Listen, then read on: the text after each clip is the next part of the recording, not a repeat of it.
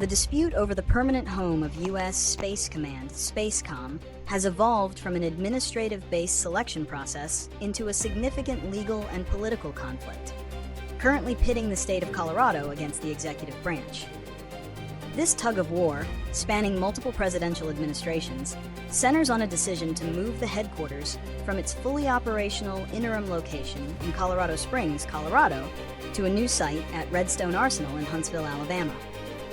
The core of the conflict lies in the nature of the final decision, which Colorado officials claim was not rooted in objective military readiness or cost-efficiency criteria, but rather in unconstitutional political retaliation. Summary and analysis. The controversy is characterized by a stark divergence between stated and alleged motives. SPACECOM, which reached full operational capacity in Colorado in late 2023, is crucial for U.S. national security, overseeing satellite-based functions like navigation, troop communication, missile warning, and space domain awareness. The initial selection process favored Huntsville under the Trump administration in its final days, a decision reversed by the Biden administration in 2023, which cited concerns about operational readiness and the retention of a specialized workforce. The re-reversal, recently announced by President Trump, cemented the move to Alabama. Colorado's current lawsuit argues this final decision is unconstitutional, making the legal challenge less about the merits of either location and more about the integrity of the executive branch's decision-making process. The legal analysis hinges on the concept of federalism and the 10th Amendment. Colorado's argument, supported by Supreme Court precedents like Perry v. Sinderman and Murphy v. NCAA, is that the executive branch cannot punish or coerce a state for lawfully exercising its sovereign powers, specifically the power to regulate its own elections, such as the use of universal mail-in voting. President Trump's explicit public comments, stating that Colorado's mail-in voting system played a big factor in his decision due to his belief, which is contradicted by election experts, that the system is corrupt, provide the direct evidence of this retaliatory motive. Furthermore, Colorado argues the move violates statutory requirements, alleging the administration failed to follow detailed processes for disclosure, studies, and reporting to Congress required for relocating a major military headquarters. Reasons and consequences.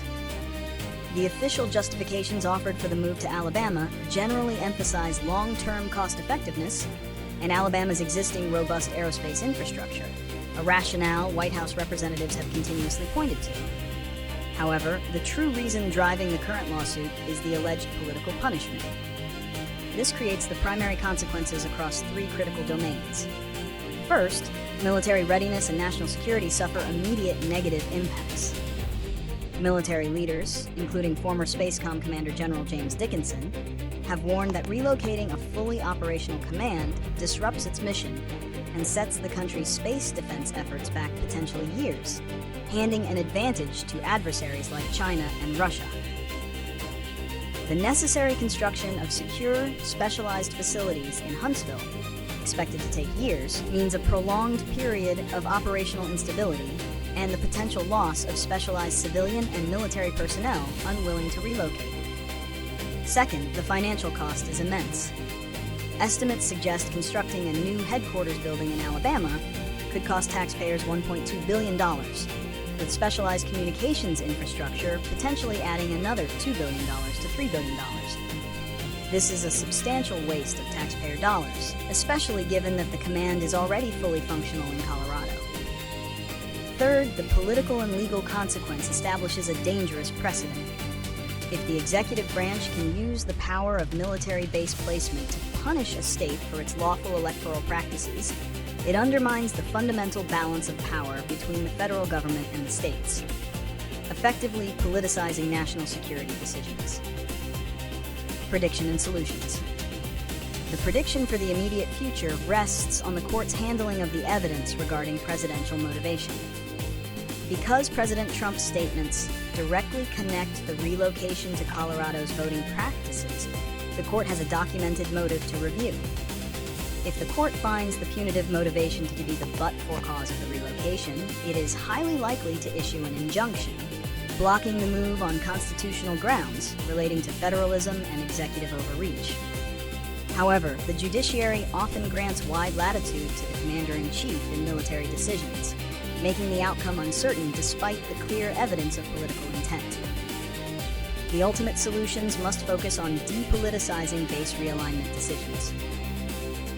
One solution is for Congress to enact more stringent statutory requirements for the relocation of combatant commands, perhaps requiring base selection to be carried out solely by an independent, nonpartisan base realignment and closure, right-like commission, whose recommendations the President would be bound to follow unless overridden by a supermajority vote. Furthermore, the judicial branch, in this case, can provide a lasting solution by affirming that presidential authority, though broad, must be exercised under the rule of law and cannot be deployed to punish states for the lawful exercise of their constitutional powers. This affirmation would set a critical precedent protecting state sovereignty.